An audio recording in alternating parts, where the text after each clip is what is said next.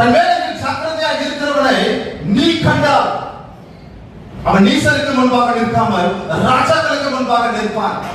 ஏதோ ஒரு மாதிரி ஒடுங்கி போய் அழுக்கு சட்டையை போட்டு தரித்திரனை போல நீ மற்றவர்களுக்கு முன்பாக நீசர்களுக்கு முன்பாக ஒடுங்கி நிற்பதற்காக நீ அழைக்கப்படவில்லை. நீ ராஜாக்களுக்கு முன்பாக நிற்க வேண்டும். நீ தான் ராஜாக்களை நியமிக்க வேண்டும். நீ தான் ராஜா. ஏன்னா நீ ராஜாவுக்கு பிள்ளை. ஜாக்கிரதையாக இல்லாததினாலே அநேக நீசர்களுக்கு முன்பாக நின்று கொண்டிருக்கிறார்கள். கூனி குறுகி கொண்டிருக்கிறார்கள். நீங்கள் நிமிர்ந்து நிற்க வேண்டும் என்று தேவன் விரும்புகிறார். உங்களுக்கு முன்பாக சகல குறைகளும் அதிகாரங்களும் எல்லாம் கீழ்ப்படுத்திதான் ஆகணும். வானம் பூமி பூதலத்தோர் பூமியின் கீழாளருடைய எல்லா அதிகாரங்களும் உங்களுக்கு முடங்கிதான் ஆகணும். கல்வாரி சிலுவையில அவர் பலமாய் ரூபிக்கப்பட்ட குமாரனாய் கிறிஸ்து எழுந்தது போல நம்மையும் அவர் எழுப்பி உன்னதங்களிலே உட்கார வைத்திருக்கிறார். தன் வேலைக்கு ஜாக்கிரதை இருக்கிறவனை கண்டால் அவன் நீசருக்கு முன்பாக நிற்காமல் ராஜாக்களுக்கு முன்பாக நிற்பான். அதாவது கர்த்தர் ரட்சிக்கப்பட்ட ஒவ்வொரு மனிதனுக்கும் ஒவ்வொரு வேலையை கொடுத்திருக்கிறார். அந்த வேலையை நாம கண்டுபிடிக்கணும்.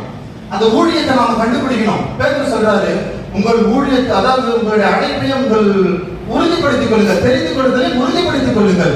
அப்ப உங்களை வேற யாராலையும் அசைக்க முடியாது. ஏதேன் தோட்டத்தில் ஆதாமுக்கு ஒரு வேலை கொடுக்கப்பட்டிருந்தது.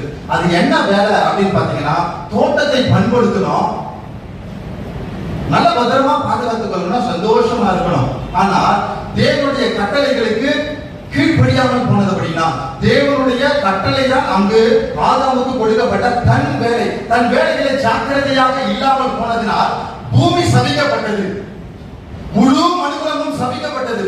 இன்னைக்கு நீங்களும் நானும் இந்த நிலைமைக்கு கிறிஸ்து ஒருவேளை வராமல் இருந்திருந்தால், நியாய பிரமாணத்தில் வாழ்ந்த காலகட்டங்களில் இருக்கிற ஜனங்கள் என்ன நிலைமையில் இருந்தாங்க? ஒரு ஆதாமினுடைய கவன குறைவு, தன் வேலையில் ஜாக்கிரதையாக இல்லாமல் போன சூழ்நிலையினாலே அந்த பரலோக மகிமையை ஆதாம் எடுத்து போனார். தன்னை ஒரு நிர்வாணியாக அவர் நினைத்தார். தேவனுடைய சத்தத்தை கேட்க முடியவில்லை. ஆவிக்குரிய நிர்வாணம். உன் வேலையில் நீங்க ஜாக்கிரதையா இல்லை அப்படின்னா உங்களுடைய வாழ்க்கையில நிர்வாணம் காணப்படும். நிர்வாணம் தான் என்ன ஆகும்? உன்னை பார்த்தவங்க உன்னை பரியாசம் பண்ணுவாங்க, வெட்டம் பண்ணுவாங்க, லட்சம் பண்ணுவாங்க.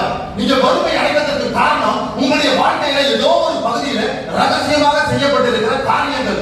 அது தேவனுடைய கட்டளைகளை ஆதாம் மீறினது போல அவங்களுடைய வாழ்க்கையில ஒரு நிர்வாணத்தை கொண்டிருந்திருக்கிறது. அந்த நிர்வாணத்தை மூடி மறைப்பதற்காகத்தான் ஒரு நிழலாட்டத்தை தேவனாகிய கிறிஸ்து காட்டி, கிறிஸ்து அடிக்கப்பட்டு நம்முடைய நிர்வாணத்தை மூடுவதற்காக அவருடைய மாம்சத்தை இரண்டாக